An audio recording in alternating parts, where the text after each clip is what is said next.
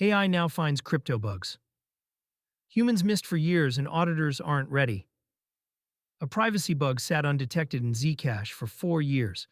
It lived in 2 lines of code, a validation check that quietly failed to enforce the rule it was meant to enforce, and it could have let an attacker mint counterfeit ZEC out of nothing. The flaw was surfaced in May by security researcher Taylor Hornby, hired by Shielded Labs, with help from Anthropic's Claude Opus 4.8. An emergency fix shipped on June 1st. ZEC fell roughly 38% on the Thursday the disclosure landed, as we covered when the token dropped. The patch closed the hole.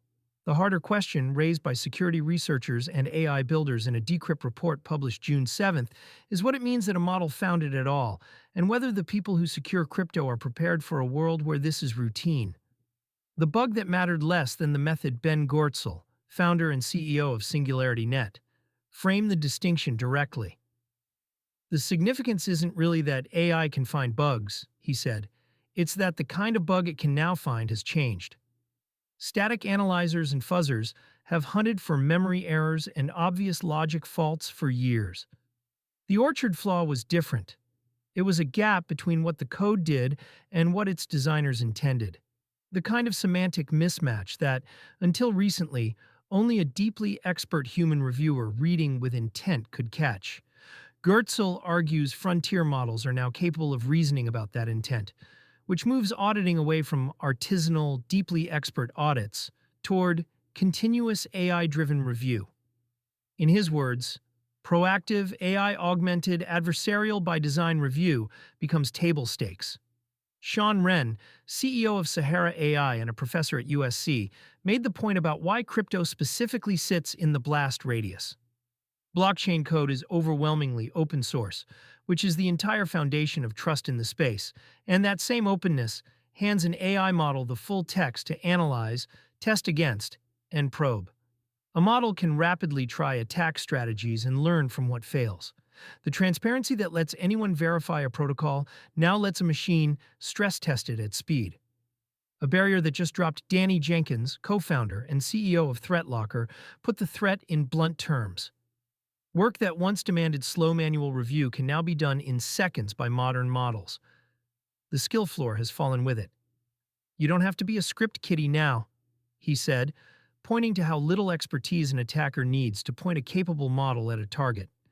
His larger warning is about scale. We have this huge gap that's going to take years and years to get through, Jenkins said. All of this software is going to have all of these vulnerabilities. The concern shared across the three is timing. Capable vulnerability discovery tools may reach wide availability within months, fast enough that flaws get found faster than teams can write and ship patches. There is an access asymmetry on top of that. Wren noted that frontier labs such as Anthropic, OpenAI, and Google DeepMind hold earlier access to the strongest unpublished models.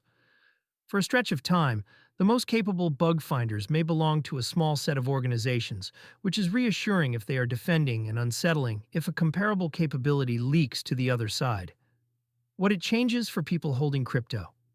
For anyone spending or storing crypto, the takeaway is not panic but posture. The Zcash episode is a reminder that audited is a snapshot, not a permanent guarantee.